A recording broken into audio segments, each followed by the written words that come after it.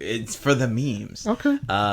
3.8 out of 5. Whoa, no! That just doesn't work for us. Sound, speeding, camera, rolling. Scene 87. Take 303. Mark. No half stars on take 303. No half stars on take 303. Alright,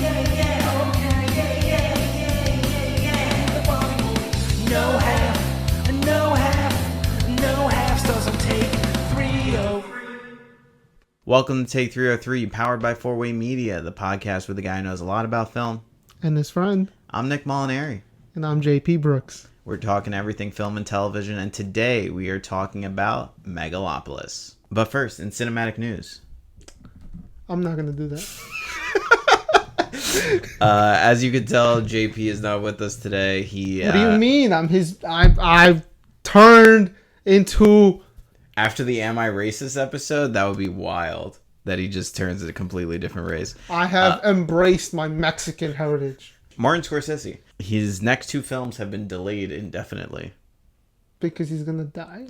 No, they just have not gotten off the ground. The guy's 100 years old. He has a biopic about Frank Sinatra coming out and another movie about Jesus. And both of them just got shut down.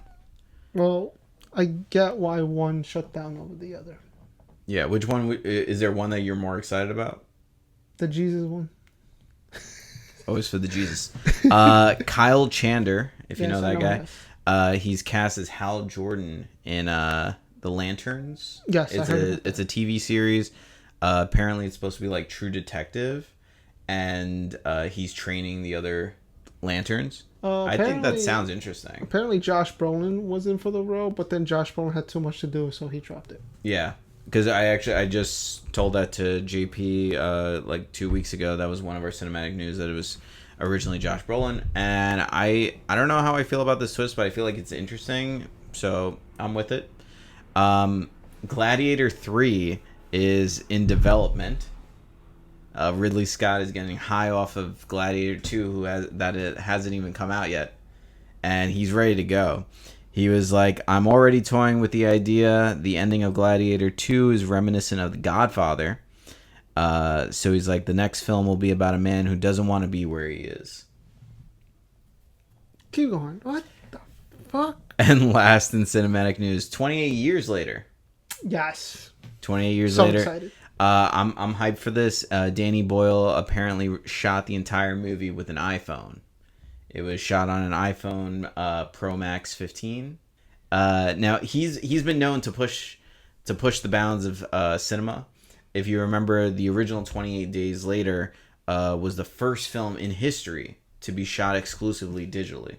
He's a really good director, one of my favorites, and I'm excited that it's going back to him directing it. So yes. The fun thing, though, about shooting anything on an iPhone, and I always love those commercials where it's like shot on an iPhone, they always forget that they put a $20,000 lens on the iPhone, and that they're using millions of dollars equipment around it to make it better. It's like they put, you've seen the like things where they put the iPhone, but then around it is like a big ass like fucking like the core base of it was an iPhone, but we had a lot more at our he didn't just go around with this guy. You know what they did? They like and connected it to a USB to just like make it a. It's like we used the iPhone just to connect to the iCloud, but we used a $1 million camera. Yeah. And speaking of crazy things, we will talk more about Megalopolis after the break. Everybody has a vision. Everybody has a dream. Something that needs to be captured on the big screen. We at 4-Way Media love taking your passion projects and bringing them to life, whether you're a passionate artist or a small business owner. With expert videography and photography, we're going to take what you love to do, what you love to make, and transform it into a cinematic experience. 4-Way Media. And we're back, and we're talking Francis Ford Coppola's Megalopolis, starring Adam Driver, Giancarlo Esposito, Natalie Emmanuel, Aubrey Plaza, Shia LaBeouf, Jon Voight, Lawrence Fishburne, Talia Shire, Jason Schwartzman, Catherine Hunter, Grace VanderWaal, Chloe Fineman, James Remar, D.B. Sweeney, and Dustin Hoffman. And it sounds like I was reading out like an SNL like intro, but that's the cast. Jesus Christ. The plot? In the decaying metropolis called New Rome, idealist architect Caesar Catalina is granted a license by the federal government to demolish and rebuild the city as a sustainable utopia using megalon, a material that can give him the power to control space and time. Sure. Megalopolis. We've been talking about this for a while, but not as long as Francis Ford Coppola has. A little bit of a lore dump. This has been 40 years in the making. He started writing Megalopolis in 1983. He started putting it into, like, pushing it towards production ready in 1991. He had an absolutely insane table read in 2001 with people like Nicolas Cage, Robert De Niro, Leonardo DiCaprio, Uma Thurman, really just spelling out 2001. This has been a long time coming, and Francis Ford Coppola also put up his winery in order to self-produce this because, again, written, produced, and directed by Francis Ford Coppola. And we're saying this man's name a ton because a good group of people, I'll say a good amount, I would have said some, but realistically, many people regard Francis Ford Coppola, not us, but many people regard him as one of the greatest filmmakers of all time and of, cinematic history because he has made The Godfather, Part 1 and Part 2, The Conversation, and Apocalypse Now. Clearly, his filmography speaks more than he can, but also those are 4 or 5 of his movies out of like 20, most of which have not had the success, which is why, Eddie, you would call him a... Never was. Francis Ford Coppola is kind of like Ivan Drago in Rocky 4. It was like... We looked at this man and we thought, man, he's so good. He's impossible to beat. And then we realized he was on steroids, the steroids being Mario Puzo. Oh my god. Going into this movie, first initial thoughts, I didn't really know anything about the plot. I was kind of going in like just with fresh eyes. And from what I understand, not a lot happened, but a lot happened at the same time. What were you thinking about this initially? No, I fell asleep. Yeah, you took a couple naps. I took a sleep. Like, I woke up. We went to an early showing. So Yeah. I just woke up from my sleep. Only for me to go to sleep in the first 10 minutes. I gave you options. We ended up seeing an 11:45 Megalopolis. But to go back on this, you've also had a very busy week. You've had 3 wisdom teeth taken out this week. You had 4 wisdom teeth taken out this week, and you saw Megalopolis. Which was the worst thing that happened to you this week? Ironically, it was the Megalopolis. I wonder why. So plot-wise, there's a lot going on here. Clearly, they're trying to parallel... No, there's literally a lot going on. I'm not saying it was great. There's just a lot going on. There's literally just things happening. There's a difference between a lot going on here and a lot of nothing going on here. It was an SNL skits in a movie, but none of the skits worked. They all were ass. The only person I feel bad for is Shia LaBeouf. My man. I love Shia LaBeouf. I felt so bad for him in this movie. It's clearly trying to parallel things to Rome. I never saw Julius Caesar or read the book. I've seen so many editions of Julius Caesar. The fact that you told me that this was supposed to be some sort of Julius Caesar. It's not a Julius Caesar adaptation, but it's pulling from... I don't know what it was pulling story. from. Where, like, Julius Caesar is a masterpiece. Like, read the play, see the plays, and you'll realize that, holy shit, Francis Ford Coppola did this shit on K2 Percocets, Vicodin, and like a pile of shit all in one. The man is 85 years old. He got a 3-minute standing ovation at Cannes just by walking in the door, and then this movie itself got a 7-minute standing ovation. You're gonna, like, after this, you're gonna replay what Joe put for Twisters, but we're gonna, every time he says Twisted, you're gonna put Megalopolis, because that's exactly what I feel right now. Like, you said, oh, Kevin Costner, and Kevin Costner, you're the man. This made me want to watch Horizon. Yeah, this is the reason why you have no man. Someone needed to go to this fucking guy and be like, yo, my guy, please do not your shit. do this. Like, people apparently believe in you. They're gonna stop believing you after this. Well, that's the thing. Like, he self-produced this. He put up his winery to do it because realistically, what costs more, his winery or Kevin Costner's estate in California? Because I think Kevin Costner's estate costs more. Kevin Costner does have that money. Yeah. I don't think Francis Ford Coppola has that money anymore. He has The Godfather, apparently. He can't live off residuals that long. He put up his own money for this, probably presuming because people read the script and were just like, Francis, come on. We're not paying for this. Like, come on. And then that should have been a big warning sign. Throughout the movie, I fell asleep. I got up. I saw a scene. I'm like, you know what? I'm going to go on Reddit. I want to see reviews now. I'm done with this movie. For the people who said that this is entertaining, there is no way in hell. This, chote me on. Buddy me on, chote me on. This movie made me think about maybe bate me on, chote me on. It wasn't that bad. I take back everything I said about Cuckoo. You actually can make a worse movie. It was a little flawed. It was not my cup of tea, but this one is a completely different drink.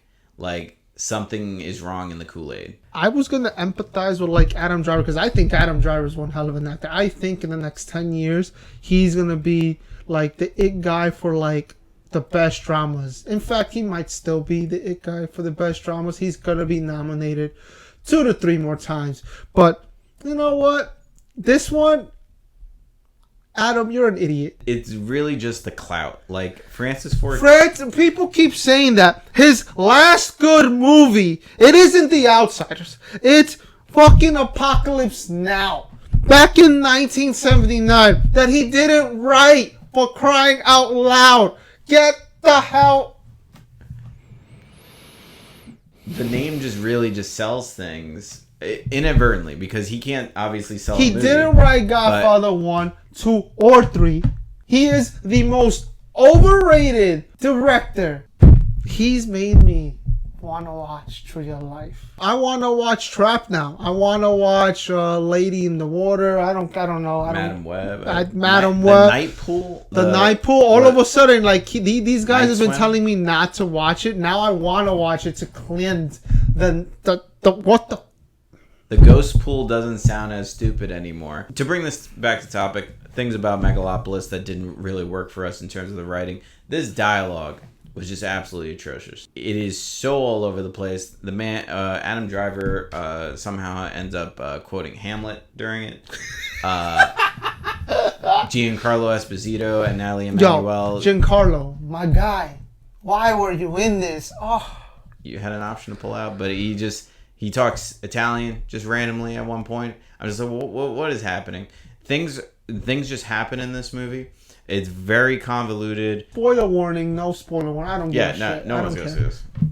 If our audience is so big that people get upset that we spoiled Megalopolis, I think we have to rethink our fan base. PSA: do not go watch this. I don't care if Francis Ford Coppola fucking sues us. I care. Don't watch this movie because it's gonna waste 2 hours and 18 minutes of our lives that we will never get back, but an experience that I will never forget. Watching this man wake up from a nap, seeing whatever the fuck was happening on that screen, and then just being like, nah, just put me out. Just bring me back. Just like out.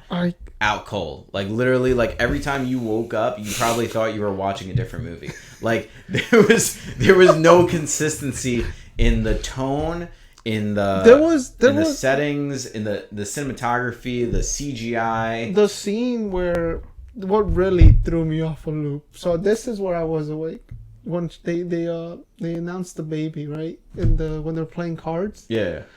Then they're like, "Daddy, don't go." And then she goes, "Do you love me?" Like, yeah. And then the next scene for 1 second is them like him sleeping and her just sitting there, and then cut again. What? And then he says one off line and it cuts to black or something like that. There was a lot of moments like that. There was a lot of love for the iris shots. Those were the circular frames on there. I don't care what they're called. Like I've never seen someone outline like a drug and drinking sequence like that since like the 80s when like he was relevant.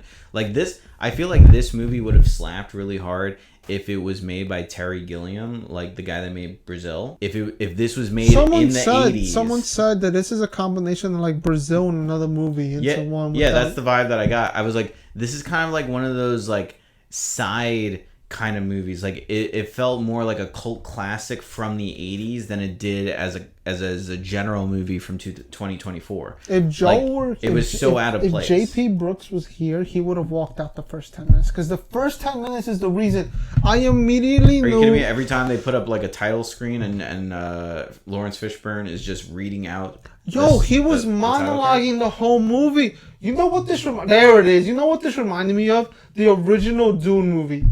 They were trying to fit so much, but at least with that Dune movie, it's watchable. Yeah, but that's what I'm saying. Like, this feels like a movie from the past, even though it's supposed to be so updated. Jason 5 is better than this movie. The aspect ratio was all over the place in different places. From the dialogue, split screens, the direct thing. A lot of the movies should have been show, don't tell. This movie wanted to do that, but then it gave us too much tell and then too much no show, and then it's like, you know what, fuck it. They threw the whole kitchen. It's like I didn't know what it wanted to do, but then apparently they're like, oh, but it wanted to be artsy. This isn't artsy. Like, you commit to one or the other, and give us. If you want to do a full monologue, go full monologue. If you want to give us a full show, don't tell, do that. Do Terrence Malick. Do fucking like the direction. You know what this is? It's like, when you're like imagine like, oh man, I could do a movie myself, and you're imagining it in your mind. That's what this is. This is what he thought it was in his mind. This really did feel like a film student who got somehow $120 million, that's the budget, and was just like, they just went with it. And it feels very film student-y, where it's like so in your face about its pretentiousness. Like, this was so pretentious. And I thought of a really good metaphor for Francis Ford Coppola. I'm on a roll today. Francis Ford Coppola is like Channing Tatum in 22 Jump Street. Hang on, go with me here. Come with me here.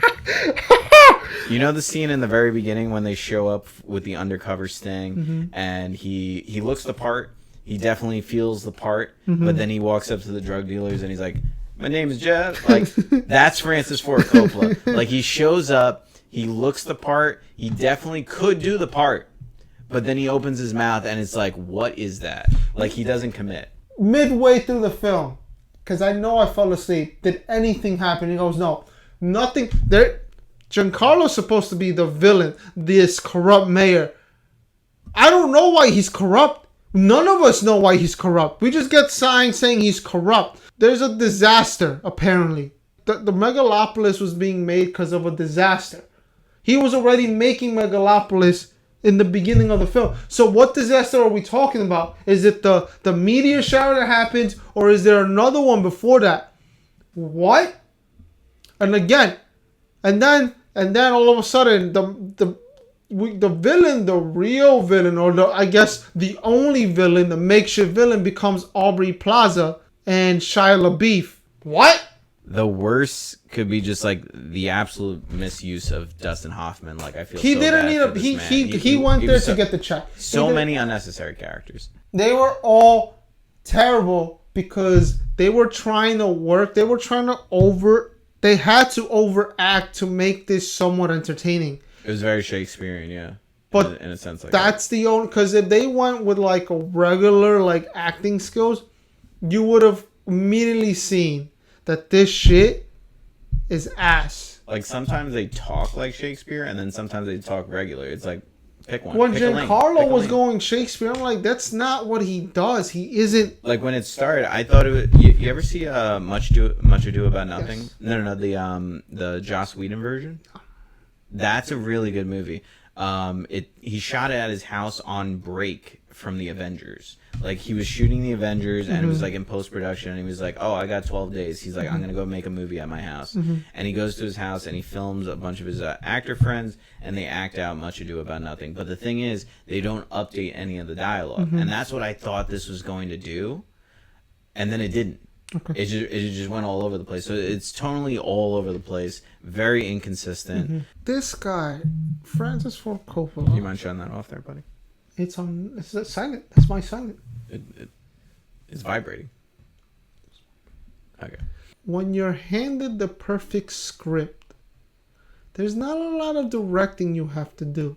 When you're handed, because there's a reason, like when an actor sees said script, like when Robert De Niro, Al Pacino, Talia Shire, like all of them see said script. Talia Shire, yeah. Oh yeah, by the way, to Talia Shire, I apologize. This is a public announcement apology. Today, I realized that you're still alive because I thought that because you didn't show up in Rocky Balboa, you died just in general. I fucked up. The movie wasn't great, but me experiencing, I felt like you watching Joe watch a bad movie. Like I watched you experience every time somebody showed up on screen that was a big name, and you were like, they dragged this person into this movie, and they dragged this person into this movie, and I thought this one was dead. When actors read scripts, they're like I know Robert De Niro, when he saw Godfather Part 2 script, he goes, yo, this is a masterpiece. There's no way you can fuck this up. And he did it because the script wasn't all he did was adapt it to. I get that, you know how hard it is to do an adaptation? Yes.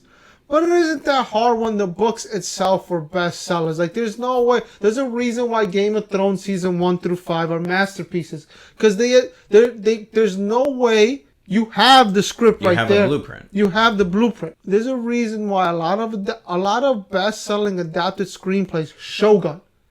Shogun is an all-time classic. Just adjusting it for TV, masterpiece. Francis Ford Coppola, outside of the adapted screenplay role, and apparently, he's not good. He hasn't shown me, there's no way. And you're saying, well, it's Apocalypse. That wasn't him. That probably was 10% him, and 90% was the other guy. I keep forgetting the guy. John Milnes. Michael Sheen saw that, and they're like, if actors see them and they know, they can tell you, like, yo, this is a great script. I remember I was watching I think I saw snippets of the season 8 Game of Thrones table read, and the actors are like you could look it up, and they're like, the fuck is this? And that's how I know, actors know from the get-go, is this gonna be good? I bet you Nicolas Cage read that script, and he go for Longlegs and goes, yo, this should look fire. Oh yeah, he put his name down on that. He's the producer. There's no way. Nope, they did it for the money. There's nothing wrong. One last thing. Yeah. We're not done. What was your worst scene in the movie for you? I'm assuming there were no best scenes. I mean, I could say my best scene. I'm gonna say the best scene, to be honest, was the fucking when he goes, what was it? The fucking. Have you seen? What do you think of this boner I got? And then the fucking arrow. John Boy, baby, coming out with the bang. From the cinematic mastermind behind The Godfather. Oh, and then your scene, of course, the Shia LaBeouf. Yeah, when he just yells, "Shut the fuck up!" Just I can't wait till this movie is able to be clipped because I'm gonna use that for everything. Yeah, there's a scene. We're gonna spoil it pretty hard for you right now. But John Voight is laying in bed and he's pretending to be sickly and dying, and Shia LaBeouf is just making a coup to take over his company. Spurred on by Aubrey Plaza, who also walks into the room. By the way, Aubrey Plaza, I get that we're destroying you, but you were beautiful. You are, God, and I can't wait to see what's it called? The Agatha show. I have to see that. It's on my queue. So they both walk into this room, and John Voight says, "What do you think about this boner?" And he's got a 12-incher going on right in front of him. It's under a blanket, and no one questions it at all. No one even answers the question. I'm like, yo, Aubrey, you haven't had sex with the man? Because I would have been damn. Her character would have been into it. And it really felt like Jonah Hill, in Accepted, when he was just ask me about my wiener. That's what it felt like. And then randomly he just pulls the blanket up, and it's a tiny bow and arrow, and he he, with his frail arms, he still is able to have enough time to line it up and pull and shoot Aubrey Plaza dead. And I'm just like, Shia LaBeouf is standing just this far away from this man as he's doing it. He could have stopped him, doesn't, and then gives him enough time to even reload that for a second shot on Shia LaBeouf.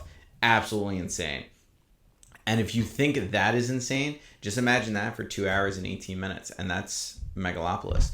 But before we head into final thoughts and ratings, we said a lot about this movie.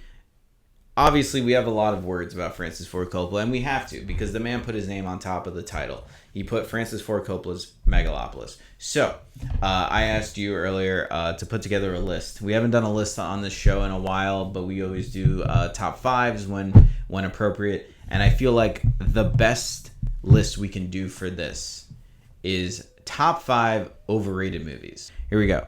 So, number 5 of most overrated movies, I'm going to go with Joker. The Outsiders. I knew where this was going.